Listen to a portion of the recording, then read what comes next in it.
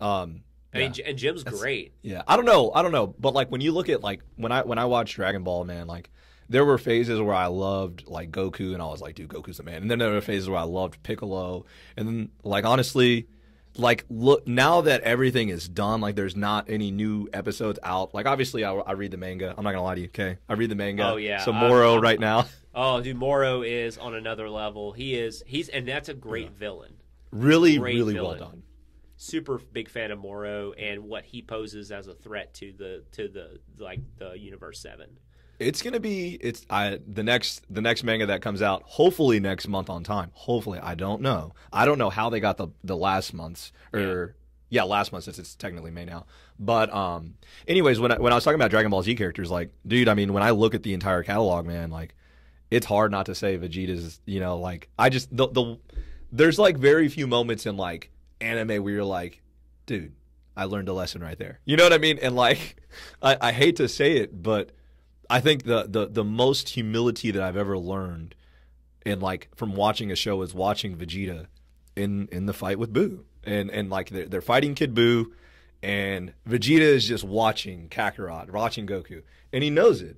He knows it. He feels it in his heart. He's watching it. He never wanted to admit it. He never wanted it to happen. He's done everything he can to do it. He's done every piece of work that you can think of to stop this from happening. He's given his life nonstop to be better. And here he is admitting, dude, you're better than me. Like, I'm watching you do something that I cannot, and I want to get there one day, but I'm not there yet. And I respect that. And you are the best. And I admit that. But I'm not done. You know, and that dude keeps going, and through Super, he breaks through his own limits. And it's just like, it's art, man. Yeah, and people always want to think about, like, everyone's always like, oh, when's Vegeta going to get a win and all this? And I'm like, well, let's look at it. Vegeta has the highest body count out of anybody in the Dragon Ball franchise. Like, he straight up, like, just bodies people, bro. I mean, like, he's the one.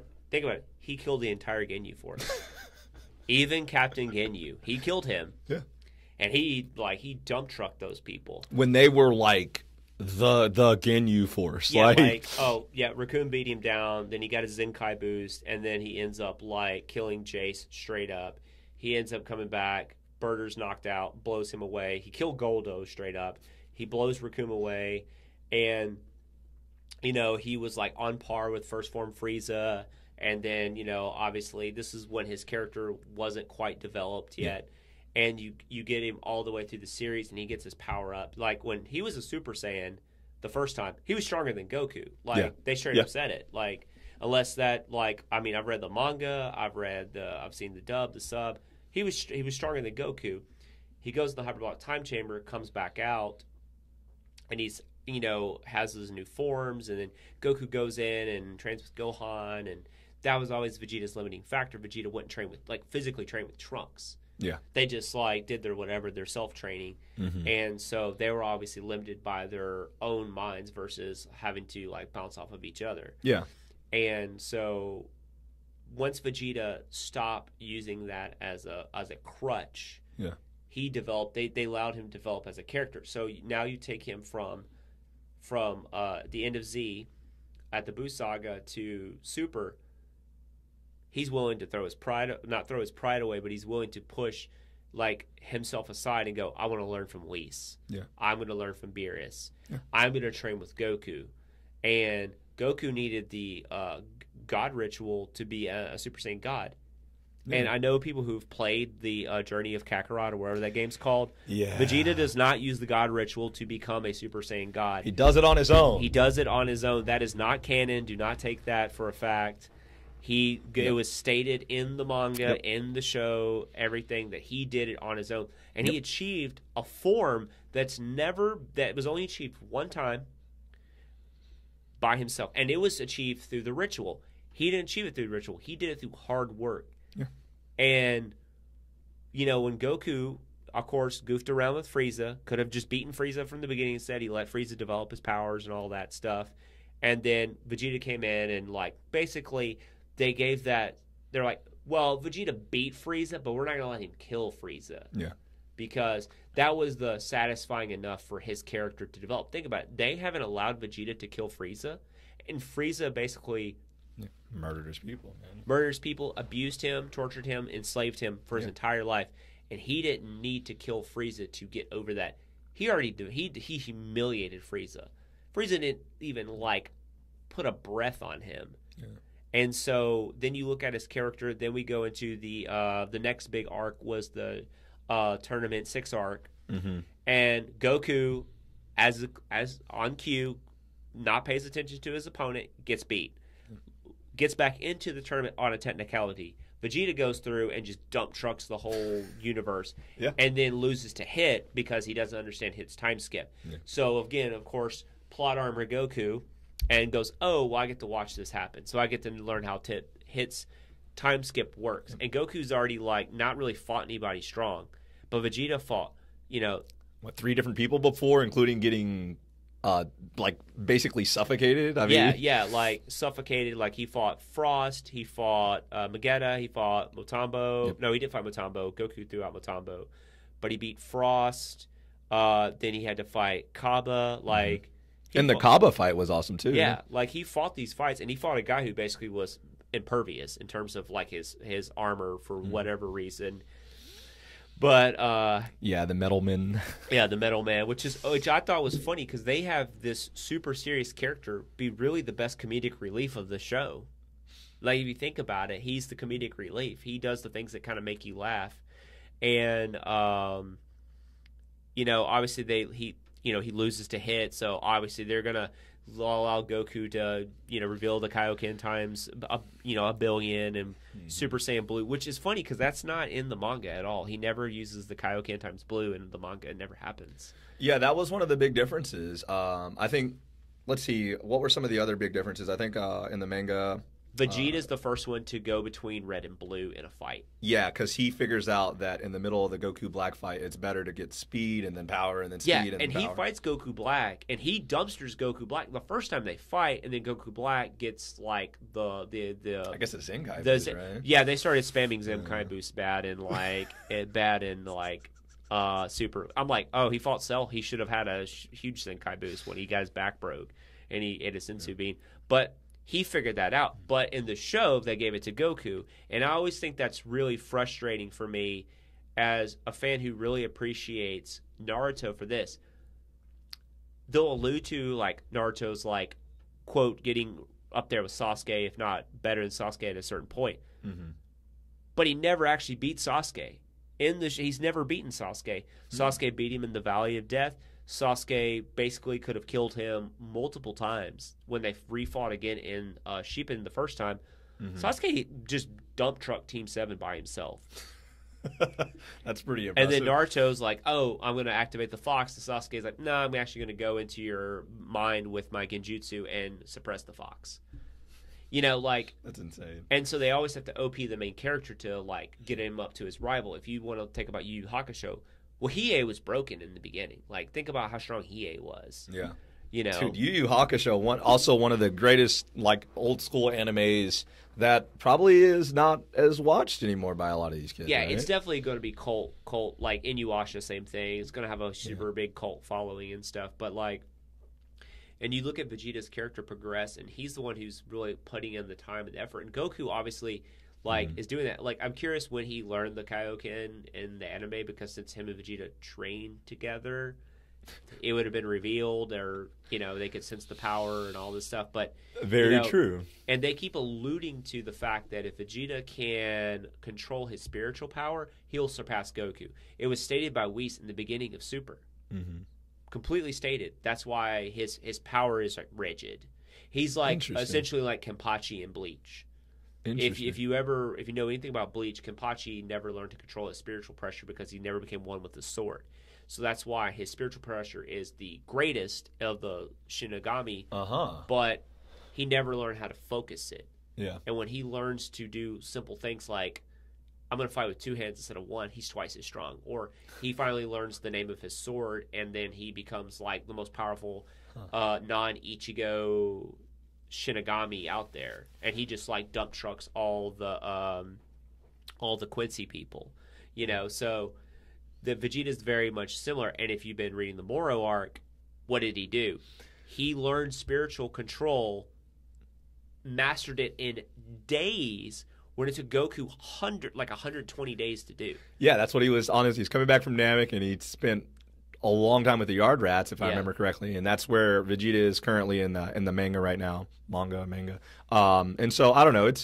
Man, I think that it's really cool for them to be able to put like such qualities in these characters, and for us to be able to like be fans of them. And you know, I guess, you know, I'll be real honest. I don't think I'll ever watch One Piece either. But at the same time, like, I can respect the people that absolutely, you know, enjoy it just for the fact that, dude, it's like 800, 900 things, man. And that's, like, that's what they really are a big part of, and they grew up with, and they like kind of like wrapped into that fantasy world. And that's the one thing about Dragon Ball is, like, you know, I started back watching Dragon Ball when it was on Channel 30 back in the day before school, you know, on Funimation, and people don't realize it's like 30. It's old, you know. Dragon Ball as you know, something, it's really old, but you know, we got Vegeta, and he's like, think about the times Vegeta came to the battle the second time. Goku fought Android 19 first, was obviously stronger than Android 19. Heart virus kicked in, all this other stuff. Doesn't learn, fires Kamehamehas, and he absorbs them. Vegeta comes in, just probably the biggest beatdown of all time. One of the coolest fights with the Android. He pulls the hands off. Yeah, just literally smack talks him the whole time. Like, it's like when he fought in Perfect Cell, but great he just crushes it. He always says when he comes in second, he's the one who pretty much cleans up Goku's mess. And Goku he's been getting all this. He has Ultra Instinct and all this other stuff. Remember, Ultra Instinct's supposed to be like unbeatable, right? And I don't think people still appreciate how powerful Jiren really was. Jiren was like unbelievably the most broken character ever, and not a villain. Like, that's I respect him so well for. He was never like a villain. He was just an immovable object in the way that one day you knew you were going to have to find a way to get through. And everyone's like, so, like, you know, because obviously, and you got Vegeta learning, he's going to learn all these new tricks, and we haven't seen him use Blue Evolution since the Tournament of Power, which was his, like, ascended form of, you know, and he was so powerful in that form. I literally went to a power feat with my buddy of, like, how strong at Vegeta, I called it Ultra Blue, but his ascended evolution form really is. Like, he fought Jiren. He took one of Jiren's KO blasts that KO'd Berserk Kale, took it, got back up, transformed again back into Super Saiyan Blue, shot the like insanest final flash that made the gods scared, right? And Goku was like, "Oh my god, what is this?" Shot that, took another red blast, Oko shot, turned into Evolution Blue, fights Jiren multiple times in that form, then dumpsters Topo. By the way, god-level destruction character. Like, do you think Goku would have beaten Topo in his god form? No. Topo was legitimately number 2 in the power scale. It was Jiren, it was Topo, it was the Saiyans until they broke their limits, in my opinion. Yeah, and then you've got Vegeta, who punches through Hakai. Like, literally goes, you know what, you're Hakai, no good. And Topo's been destroying everyone. Like, Gohan can't touch him. You know, Frieza can't do infinite energy android. Yeah, Android 17, who could hurt Jiren. But apparently got super skilled, right? Yeah, like that's a plot armor. If I read that was bad. That was awful. And I like Android 17. He's cool, but character. like that was silly. No one will say the Dragon Ball Super's power scaling's good. No, but Vegeta like does this, fights Jiren, uses the final explosion on Topo to beat him, then powers back into his Evolution Blue form. Gets knocked out of it again, goes back into it, and obviously fights him to the very bitter end until he gets ringed out. Yeah. Still has enough energy to get Goku's worthless ass off the ground. And that's what frustrates me the most. Goku's just over there, like, laying down on the ground like his back's broken. And Vegeta's on his own, you know? Vegeta's, like, sitting there having to fight him on his own. And I'm just like, okay. So obviously that they had to do that for Vegeta's character because he, like, still never gave up. And that's something Jiren really respected Vegeta's, like, warrior spirit. Yeah. And then I'm just like, I don't think people realize just how strong his SS Blue form really was, because it showed that the SS Blue form didn't tax his body like Kaioken. Yeah. So that's dude. I think my favorite in that whole like sequence of events with Vegeta, my favorite part was Lost in the dub. They fucked it up in the dub, dude. I hate to say it like that. What's that? Jiren is like, "How are you still standing?" And in the sub, Vegeta's like, "Who knows?" Like that's all he says, you know? Oh, yeah. Like they're in the heat of this fight. The dude has spent everything, and the guy is like, "Dude, I just blasted the hell out of you, and I've been punching you nonstop. How are you still standing?" And all Vegeta says is, "Who knows?" And keeps going. I was just like, oh! Yeah. And in the dub, they just say, they don't even use the same, like, questioning. Like, it was just like, oh, no. Yeah, and that's the one thing. It will never have, I don't think, the depth and complexity is, like, the true anime, like, because the way they feel for things, and it's completely different. That's why I really enjoy the manga, because the manga is slightly different. And just like when Vegeta fought Goku Black in the manga and in the anime, when he fought him the second time, I mean, like he just dump trucked him. And I think that's, again, that shows like he went and trained for virtually equal to a few months in the Hyperbolic Time Chamber. Yeah. And he was already that much stronger than Goku Black. Like he just crushed him. And Goku Black was like, somehow, like, skipped generational power, like, after a scuffle with Goku the first time. Which I thought was... I get the seriousness of Goku Black. And he was, by far, the best character for me in Super in a long time, because... And just the Dragon Ball series, because there was, there was, like, doom. You felt like you didn't know quite who he was at first. Nope. You're like... Is it really like Zamasu and all that? And to me, that whole series gave, like, especially when Trunks went in rage form, insane. But my favorite scene in the entire Dragon Ball, like, Super sphere is when Beerus Hakai's Zamasu. He just grabs his hand. He just moves. Oh man, the music for that, because they have they have that scary, like, God music right there, and then first off, both voice actors for Beerus are phenomenal. Same with Whis. Yeah, both are amazing. And dub and sub, awesome. But absolutely love them both.